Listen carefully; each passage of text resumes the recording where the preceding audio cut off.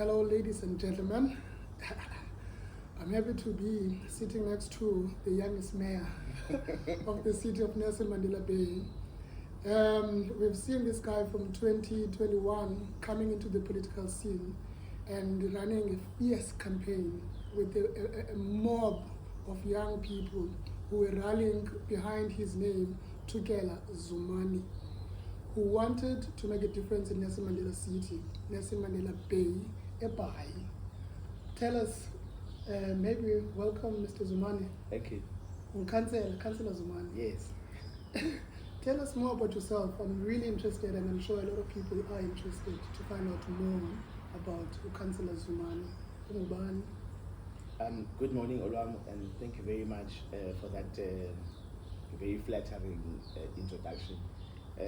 Funny enough, we still get people who refer to me as the youngest mayor, and sometimes they do so in the presence of the sitting mayor, and it becomes very uncomfortable, especially since most of the time that mayor is my boss, so I have to tread very carefully. So Tukela Zumani is a typical, a normal, and just a regular PE born and bred young man. I was born in 1990 to a single mother, Lula Mazweni, and I must say she is the fiercest and most ferocious person I know. My entire life I've looked up to her, and I think she's done everything in her power to make sure that myself and my siblings grow up having at least a chance at a life better than what she had. So I went to Galvin Park Primary School, which is in Galverdale, and of course then you'd be in primary school and you wouldn't really have found what it is that you want your life to represent. Thereafter, I went to Newton Technical High School, where you started seeing the social divide. It was originally an all-boys school, a military school, so it still had that culture of Afrikaner military. That's when you start realizing that the world is not all good. There are things that need to be changed. But I think my activism was really ignited in varsity, where I was pursuing my national diploma in economics. And perhaps my activism was not in typical sense, where I would join the student politics or student movements. I didn't. My activism was always around going into or focusing into the economics of the world, and how young entrepreneurship is the catalyst for real change. So I started my first business in 2001, registered my first business in 2009, and ever since then I've been part of so many failed attempts at running a business, and I've always held the understanding that the only failure in life is giving up. So being part of these failed entrepreneurial attempts was life lessons upon life lessons for me. I must say, I actually know you from one of such. Yeah. You were managing an entity in the township in New Brighton. You will feel free to mention any name, any entities. Yes. But a space, especially I think that was about 2016 elections, that space became really a place where all political actors, locally and nationally. Coincidentally, our launch was on June 16. Is it? 2016, and the establishment was called Dobaros, and we had big plans for it. We managed to raise about 5 million to put into the township, and it's something that had never been done before. And we got a lot of criticism for the location we chose. Why would anybody take 5 million and go put it in Mandela? And when it was my motivation. I motivated amongst the partners that we go put it there. And the reason for that is because right down Toparos is at the corner of Istofile in Makana. Now, right down Istofile is a whole host of direct black-owned businesses. Buildings. You used to find shops there. You used to find funeral parlors. You used to find fresh produce markets and so forth. Both sides. Stadium right here. On top of that, there's a stadium right there. Yes. And when I motivated the partners, I told them, look at Vilakazi Street in Soweto. That now is one of the most booming tourist attractions or tourism destinations in the country. And it didn't start with the whole street. It started with one restaurant. Yes. It started with one restaurant and a whole host of people coming together and seeing a vision. So that's the vision I had for Mankanda and Wazakele as a whole, because there's so much potential there, and the families that we grew up admiring for having made it into business at a time where it was very difficult for a black person to run a business. They all still own those buildings there, but they are sitting idle because there's no foot traffic. So the idea was to bring foot traffic into the area and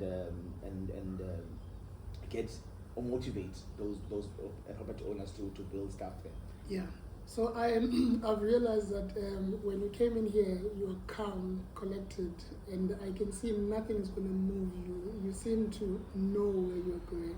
I know even now that you're ready to get into the business of the day, but I want you to actually go back a little bit, because I want to find out a little about Ululama.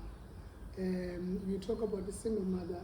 You talk about a single mother in the day where there's a lot of challenges faced with women, gender-based violence. And I remember in your campaigns, you also came across quite strongly against that.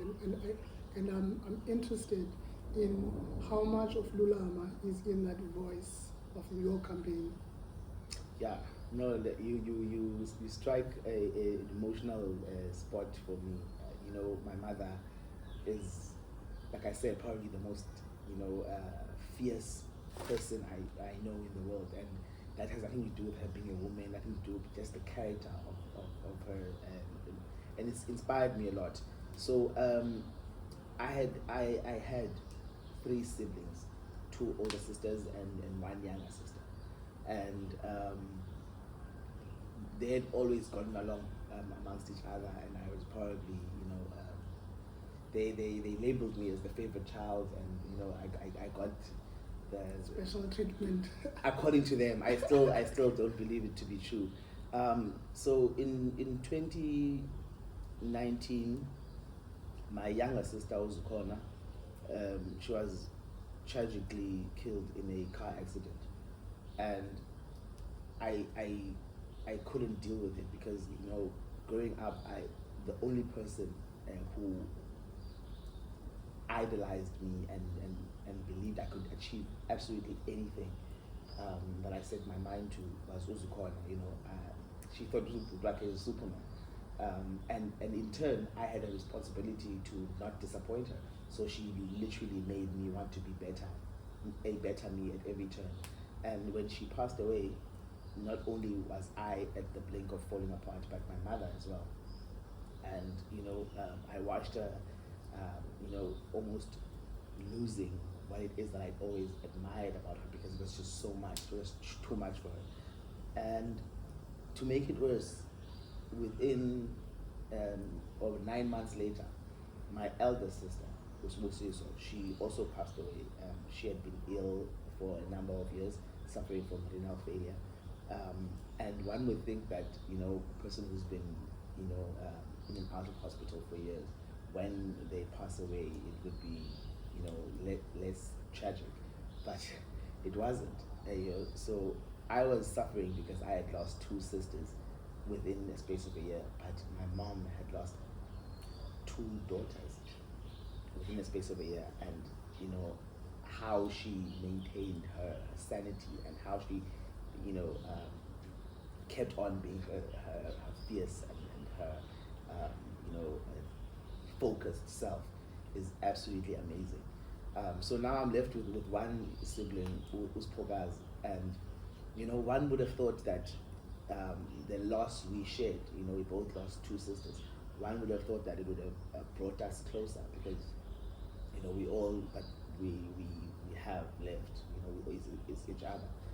But sadly, it's not, we hardly have any conversation, and the only thing that keeps us together, the only thing that we share now and that we relate to is the fact that we still share this amazing woman we love. And I'm grateful to Amanyanga Sekaya for being born to a woman of that kind of strength.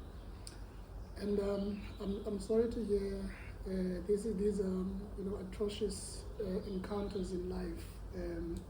And I know that when you look at young men, when you look at men in general in society, we look at them as not being affected by the emotion of life, the emotional roller coaster of life.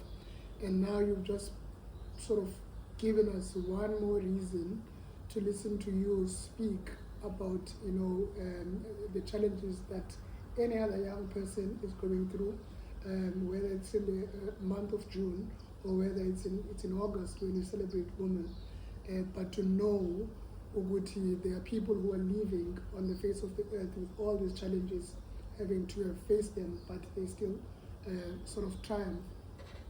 I want to then, from Ululama, by the way, I also was born by a single mother, but she was also a teenager at the time.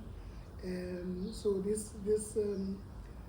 the maternal relations for me is a different thing than, it's like a sibling relationship that I have with my mother, but we also close in our own way, not the ordinary kind of a way, like a sister and a brother. So I'm happy to hear the stories of single parentage that we're hearing. Now let's move just briefly about, were you known for anything in high school? Were you troublesome? Were you, what was this characteristic that sort of follows you when you see your high school peers? Troublesome is an understatement. I questioned everything. I questioned the rules. I know my clique and I were very concerned with how we looked. So you'd find us with carrying shoe shiners in our pockets and hairbrushes, and we wore not the typical school shoes, but fancy shoes. And I remember one day we were called, all of us, the whole clique, about 20 grade 12 students, grade 12 boys, called into the headmaster's office. And the deputy headmistress was there as well, and she was scary. Miss Wilson, she was scary. She walked with a cane, and she had a mean mug, and everybody was scared of her. And they told us, you can't wear these fancy shoes.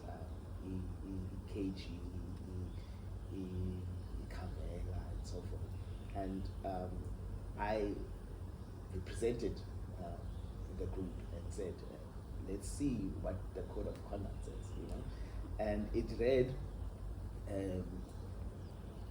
pupils shall wear standard black leather lace-up shoes. And fortunately, the shoes I was wearing were black. And they were lace-up. They were leather. And they had a bit of a tassel. It wasn't really a lace-up, but a tassel, And I took off my shoe and put it on the headmaster's desk, and I said, sir, these shoes are black, they are leather, and they are lace-up. Surely they have to be standard. And obviously my friends cheered, and we got away with wearing our shoes. Didn't last for long. They found another loophole to make sure that we don't wear the shoes. But nevertheless, I've always been a person to go against the grain and question, the norm, and find out the reason behind anything, and if at all something is understood to be, commonly or for the common good, test if at all it really is for the common good, because it's very easy to fit into a box that has been built by people who don't even know, and until you actually question what this box is meant to achieve, what it is in the broader society, we never really know the full potential we have. So I was troubled, something that I did not take lightly, to being told what to do and how to act simply for the sake of. You must be reasoned. Yes, convince me. Yes, Convince me yes. Give me the principle, then we'll find a way within the principle. Exactly, and perhaps I'll have some suggestion as to how we better that principle or how we better that rule, and then I can own it. And I guess that's what young people should be known for. That's what young people are traditionally known for. They go against the grain because unless it speaks to them, then why are we doing it? And I think that's something that is where we've lost as a generation. It's something that we've become docile in that respect, and it's something we need to get back, and get it back quicker. So you were a spokesperson of your generation in high school, and now you are a spokesperson, a national spokesperson of defenders of the people. Yes. Are there any synergies? That's been an interesting ride. I'm sure anyone knows the dynamics within the defenders of the people, and having been identified as the spokesperson amongst all the other roles that I play within the political party. It wasn't I wasn't picked, because when the Defenders of the People was formed, remember it was about 8 months before the local government election, and we agreed that the only program we have is to contest elections. But we agreed that during this time we'd be identifying traits amongst each other, so that when we actually go to an elective conference, we elect people because of what they've demonstrated over the election period. And the two roles that I have been identified for was the deputy chairperson of the region, and later on the national spokesperson. And it was by my peers, the people who I had been working with and sharing experiences with. So it really says to me, perhaps this is really what my contribution should be, because like many other things, the Defenders of the People is a collective effort. Everything we've achieved, every life we've touched was because there was a collective. And you can say that about each and every other success that I've enjoyed. It's because of the people around me. But each of us have a role and a contribution to that whatever agenda we have. And I think I'm glad to have been identified, or having that spokesperson and chairmanship as the role that I've been identified for. And it has not been without any challenges. There was a time where in the metro we sat waiting because you held a coalition grouping together at some stage, and then there were people who were calling for your head, and we had to wait for some process to happen, and then you came out victorious. Tell me about, I know it's been recent information, but tell me about the Goliath that you've slain. So there are two things there. One is the internal dynamics of the DOP, and I think they're not unique to the DOP. So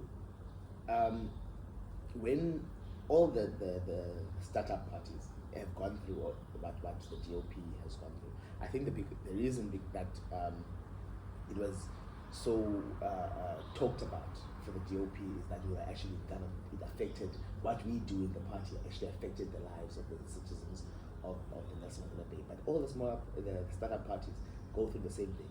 When we start up a party, we go for gold.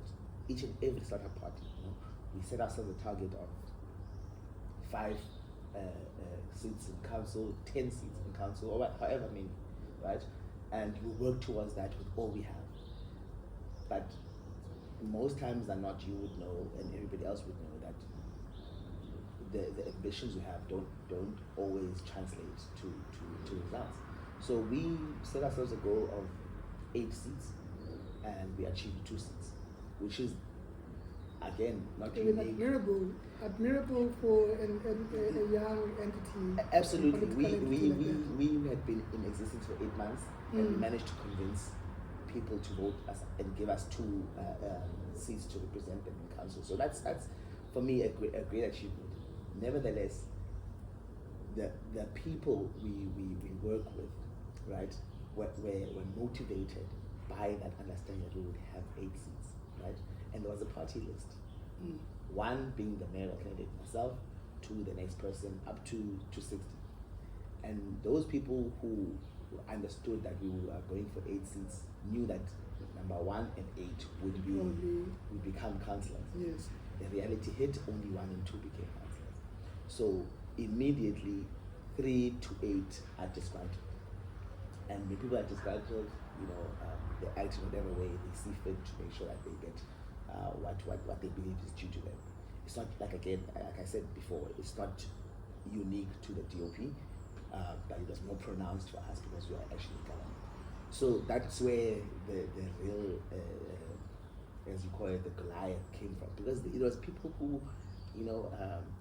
who have been in politics for longer than I've been alive. People who had been councillors before, people who knew the space, and they were fighting this young man who is inexperienced, nothing but passion, and we know that most of the time passion is not enough. So I had to quickly learn, had to quickly, go back to the people who had identified me to lead the DOP and reaffirm what it is that they saw in me, so that we come together, and if not counsel those people who are disgruntled, if not counsel them, then fight them, because that's the only 2 options we had. So I'm happy to say that we won all the battles and I say we because the majority of the members of the DOP still band around what we originally envisioned for the DOP. It's a few people here and there who managed to stir up trouble, and we,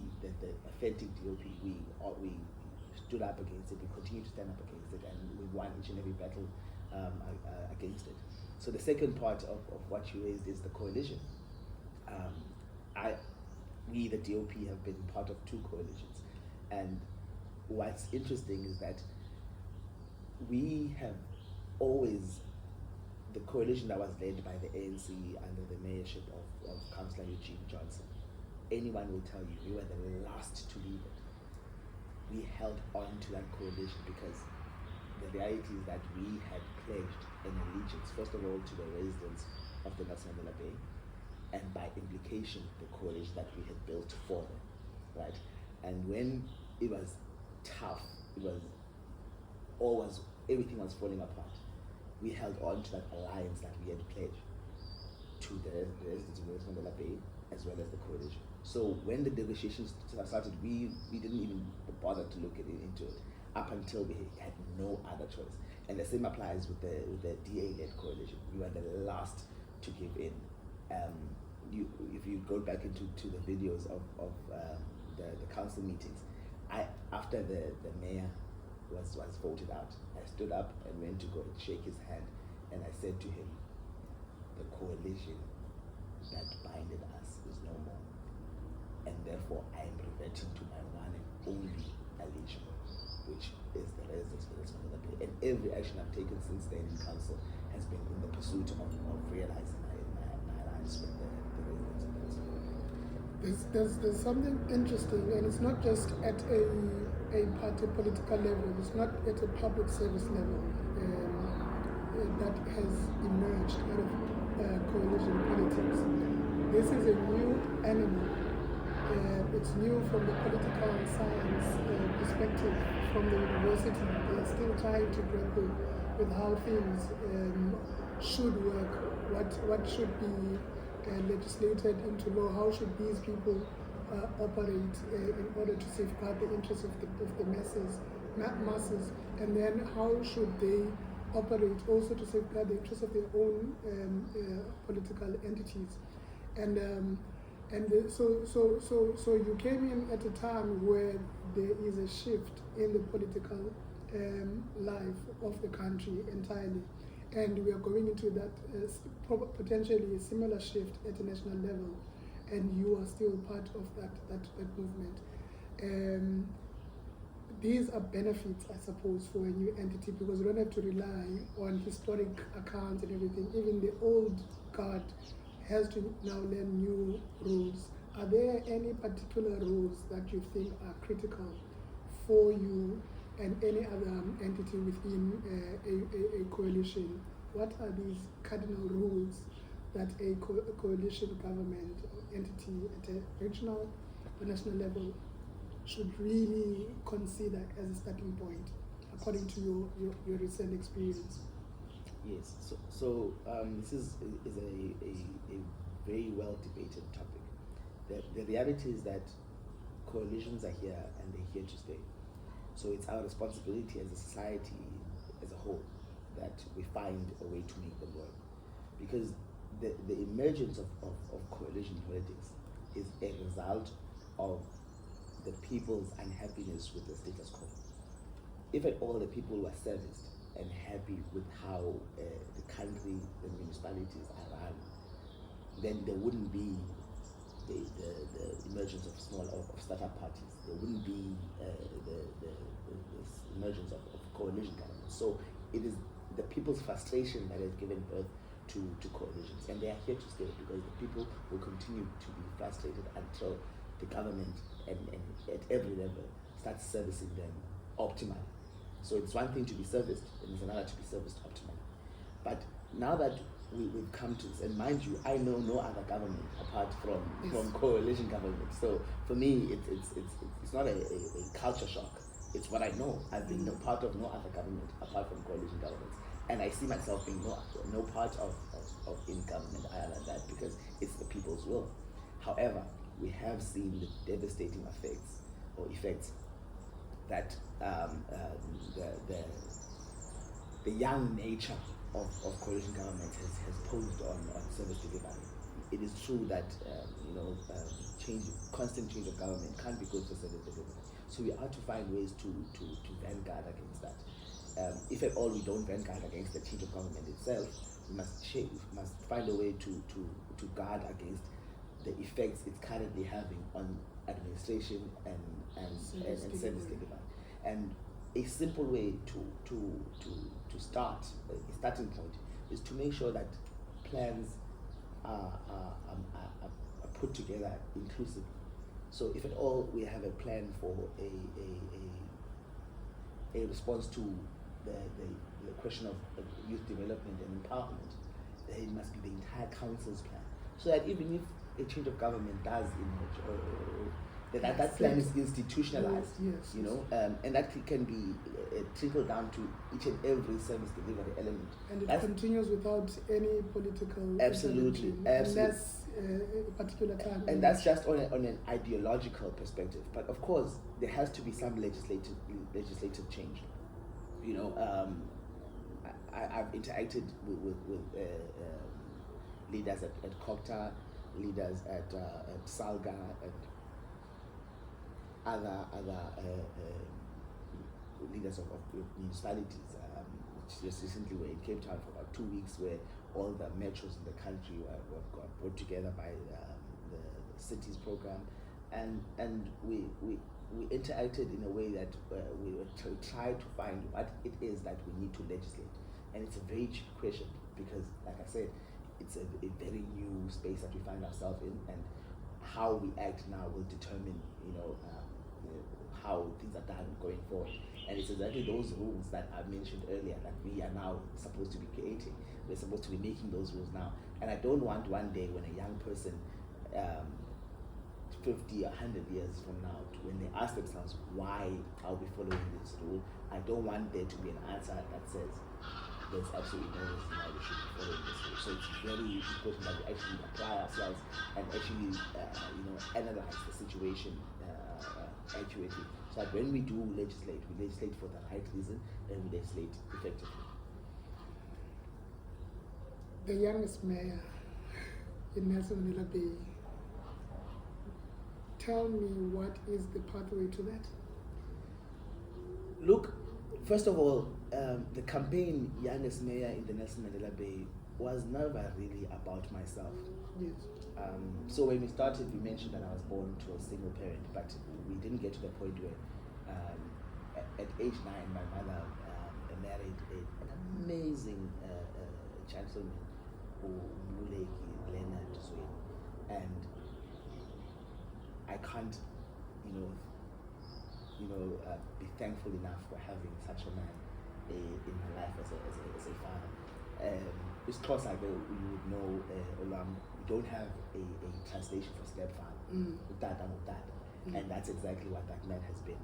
So when the campaign started, we had a chat, very casual chat, and he said to me, look, this youngest mayor that you are going around so confidently telling people that you are going to be, what happens when you don't become the mayor? And I said to him, Dad, the mere fact that when I say it, people actually listen and believe it is gratification enough for me, right? And we carried on the discussion, and we agreed at the end that the statement is not about myself, but it's about young people in general. And in many ways that translated, because you would have noticed that, thank you so much, Yes. you would have noticed that the big parties that would typically only field seasoned politicians as mayor, immediately after that election, when I went out into the world and said, I'm going to be the youngest mayor, you found the Democratic Alliance fielding 20 people in their 20s as mayors. You found the ANC fielding people in their 20s as mayors. And you found society as a whole accepting that perhaps this is the route, or internalizing the fact that youth is not a disadvantage. In fact, youth is our biggest advantage. Young people make up the biggest proportion of the population. It therefore goes to reason why that people should be led by those who relate to them. So that's the understanding. And whether or not it actually happens is not my biggest concern. But having been given the opportunity to lead at a council level, my responsibility to young people is to constantly prove that we are not shy of leading. We are not, we're not being done a favor. It's not a favor for us to lead. It's actually our right, because we do represent the majority of South African citizens. Kutiwa power concedes nothing without a demand. It never has. It will never do something like that. And you've shown to us, broadly, that one can actually put up a meal campaign and go after what they believe in. I've written in my book a chapter that I just thought of now. No savior will be coming for you, and I've written something similar on my Facebook status, that I was really starting to realize that the citizenry, the residents of Nelson Mandela Bay are starting to feel the pinch in every direction. The question of rates, just to stay in a house is a privilege nowadays, just to have work, just to be able to, after paying your rates to the municipality, to have proper services. Some challenges are as a result of the political formations, the coalition structure. Some are emerging as a result of the question of competence, and it's a big deal, because when you go to council, you have these thick agendas that are linking policies, and where you don't have people that have had that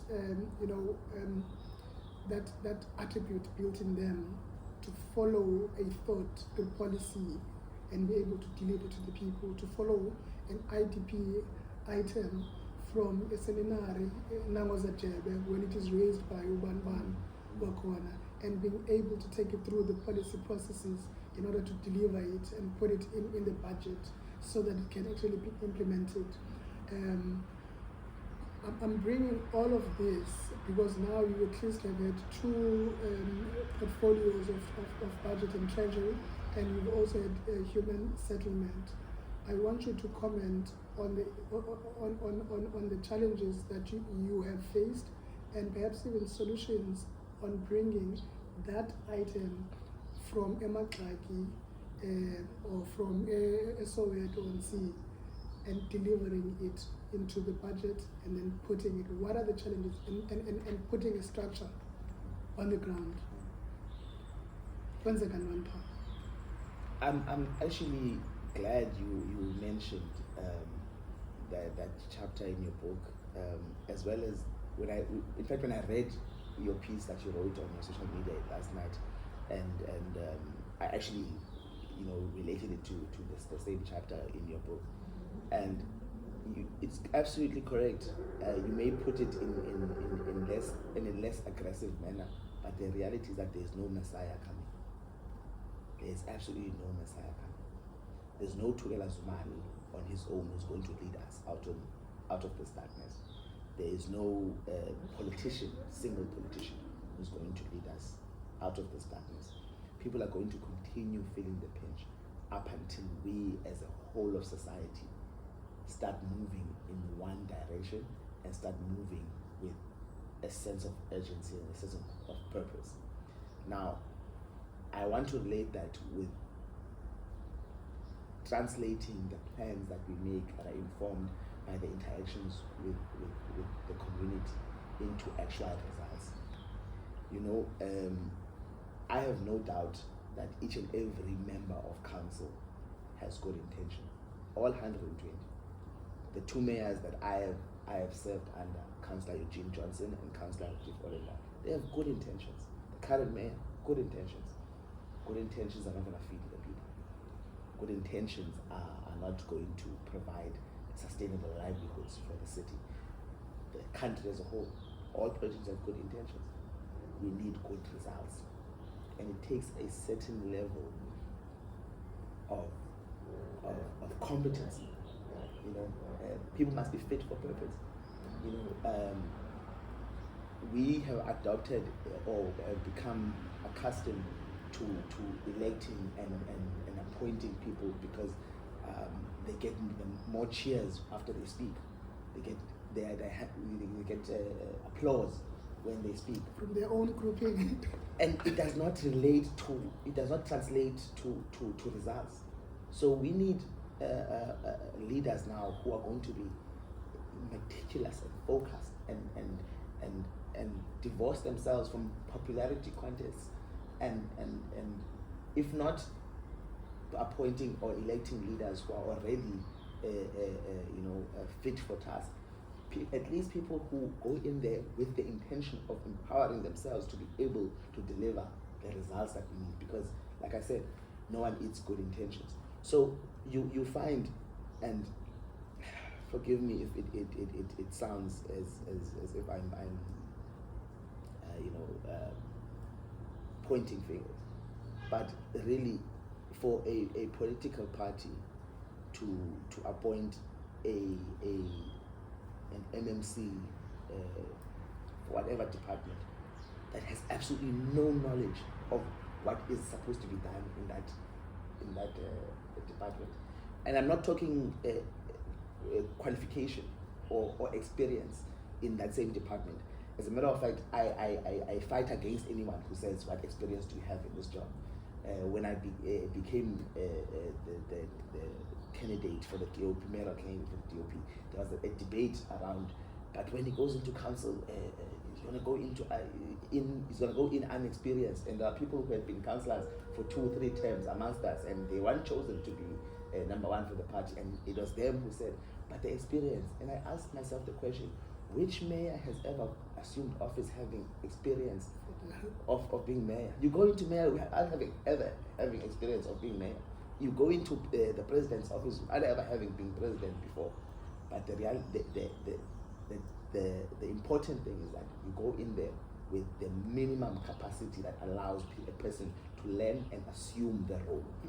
And I believe that many of the young councillors in the National that they have that ability to at least take up a role and run with it. You know, I've seen my counterparts doing amazing things because of that youthful vibrance that they have, and I'm not at all discounting the value that the older, more seasoned politicians add to council, but I'm simply saying even fools grow old, so we can't attribute age. We can't marry age to aptitude. We can't marry age to capacity. A person must go in there because they are the best fit for the job, and that's all we need to make sure that we translate the will and the requirements of the people into results. We're not going to eat good intentions. And then now, what are the challenges? What are the bottleneck challenges with regards to raising an issue and making it form part of the institutional processes, whether it's money, whether it's whatever, acquisition of services? What has been the main thing? I think in council and amongst councillors, what you need to, besides aptitude and competence, as you have alluded to. Yes.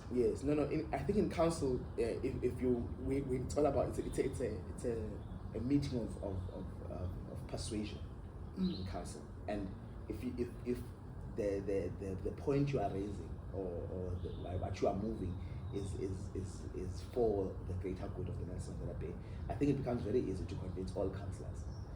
The problem that I have experienced, in particular when I was MNC, both Budget and Treasury and MNC of Human Settlements, is translating that agenda or that council resolution into action throughout the administration. I think the Nelson Mandela Bay is fragmented in that we don't. When I was in the city of Cape Town, I asked a random person in an office, a water and sanitation office, what do you do? And I expected that person to describe their job. If they are a cleaner, they would say, I sweep the floors. That's what I expected. But that person said to me, I deliver clean and safe water to the residents of Cape Town. For me, that's the biggest challenge in the Nelson Mandela Bay that I've experienced. A person in safety and security will say, I am a traffic officer. A person in human settlements will say, I build houses. A person in electricity would say, I make sure that the electricity is on. But we need to shift the understanding of the administration to say that our core job, our only job, is serving the people of the Nelson Mandela Bay. Everything else we do is in aid of that.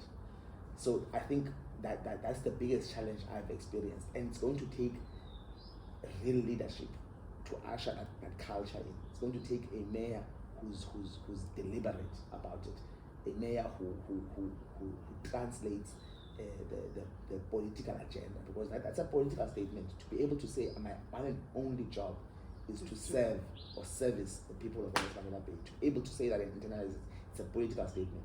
And I don't think the administration understands enough that each and everything we do is informed by the politics. You know, it's informed by that.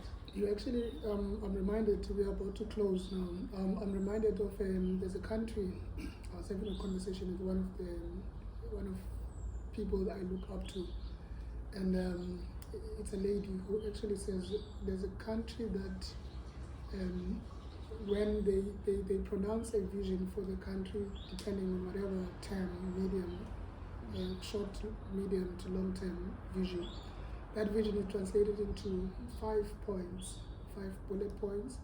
If you, as a visitor to that country, you hop into a taxi, and then the taxi driver, you ask the taxi driver, what is the country trying to achieve? The taxi driver will give you the 5 points. They know. The whole of society. If you ask a cleaning lady, they will actually tell you exactly this is what we're trying to achieve. and you're just reminding me of that. And maybe it's a youth month, it's June, and we've been commemorating the 1976 youth that revolted against the then apartheid government that sought to impose a particular language in Afrikaans as medium of instruction. And 47 years later, I wanted to reflect on the youth policy in government. I wanted to reflect on the month itself.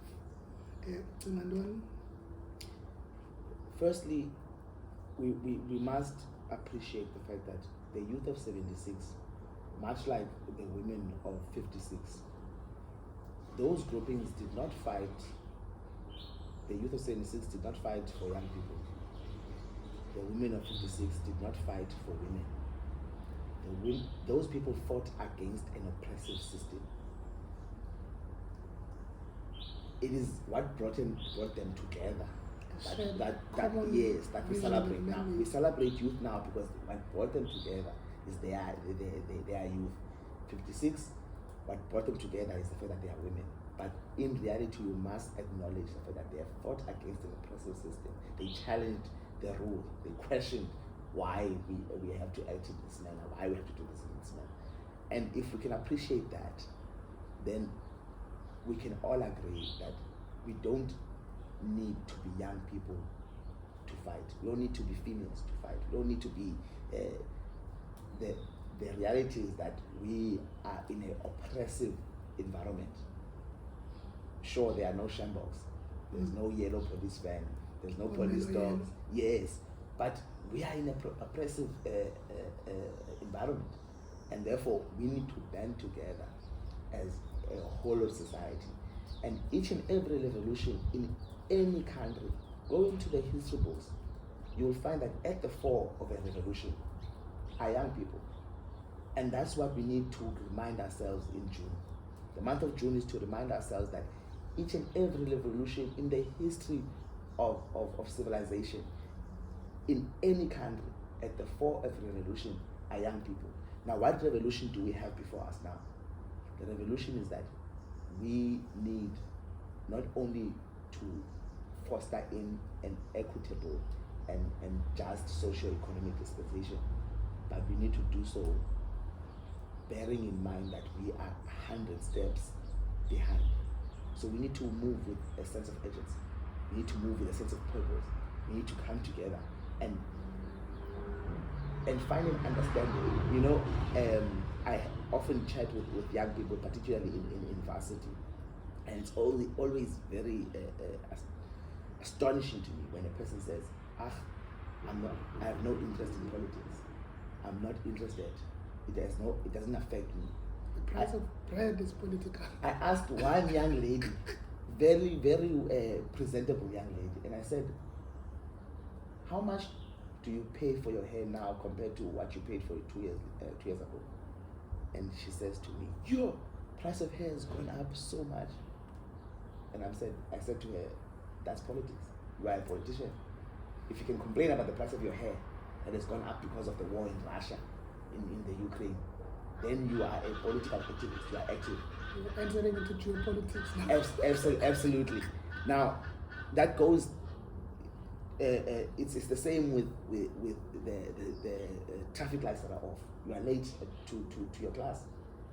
The fact that you have to arrange your life around this load shedding schedule, that's politics right there. And until and the fact that many young people don't, have a job or any economic prospects, that's politics right there. So we can't continue to think it doesn't affect us.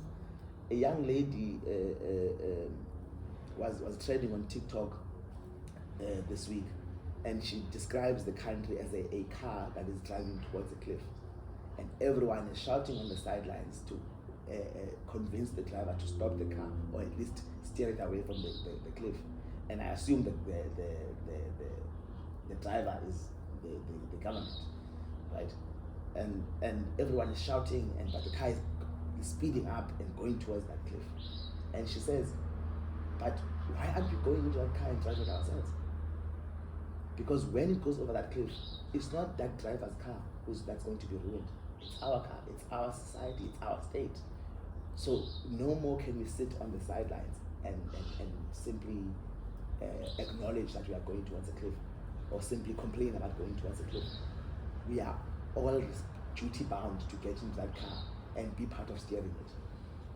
And I think being politically active is misunderstood as to knowing the history. Politics and Yes, knowing the history of the struggle, knowing different political parties and their ideologies and so forth. It's all good and well. The youth must learn all of that, but that's not what makes you politically active. What makes you politically active is identifying what it is, or what change you want to see, what change affects you directly. And once you identify that, identify what it is you can do you yourself can do to usher in that change. And I want us to conclude this platform. I use it for leadership development, and we speak to leaders in different spaces, like we have you today. I want you to reflect as you close, what kind of a leader do we need going forward? What kind of a leader? Perhaps even define a leader for us. So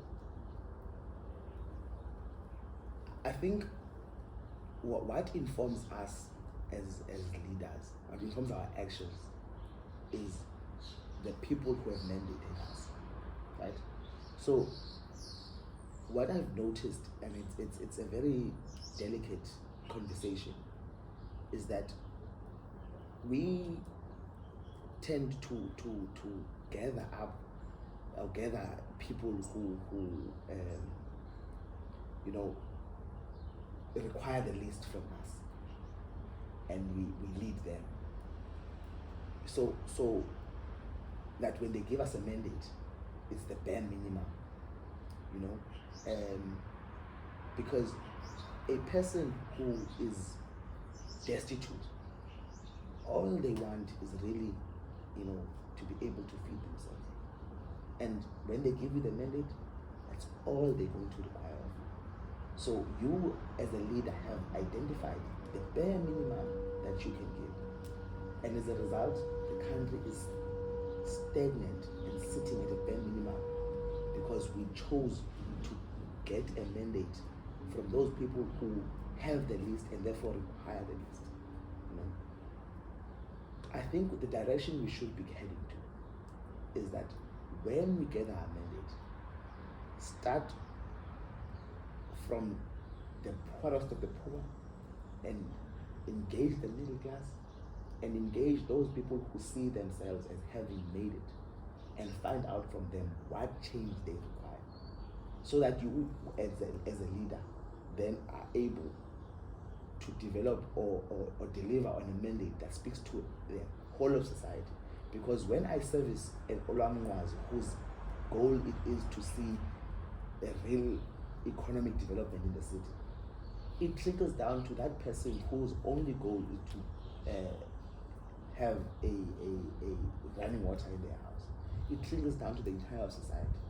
So a leader must move away from interacting only with those people who are going to ask for a chance at a EPWP position. A leader must move away from only interacting with those people who are going to ask for an RDP house. A leader must start interacting with each and every member of society. And the same applies for those people who consider themselves middle class, and therefore they don't have to go and give mandate to the politicians. They get paid anyway. We must shift from any understanding that a certain grouping is to be serviced, and start really living a whole of society approach. Tukela Zumani, a 33-year-old leader in the city of Nelson Mandela Metro, Nelson Mandela Bay, I think over time we are starting to learn and to be convinced that we're going to have to bank on our own, that we're going to have to to find young people. We're going to have to find people in general that can usher us into the new dispensation as a city and as a country as we're going to the national general elections. And I'm happy to have seen this life unfolding in front of me, especially the public life.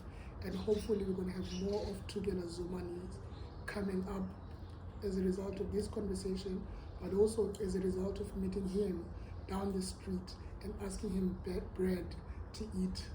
Thank you so much. Enjoy your youth month. Thank you. Thank you so much. Very much. Thank you. Sure, Dad.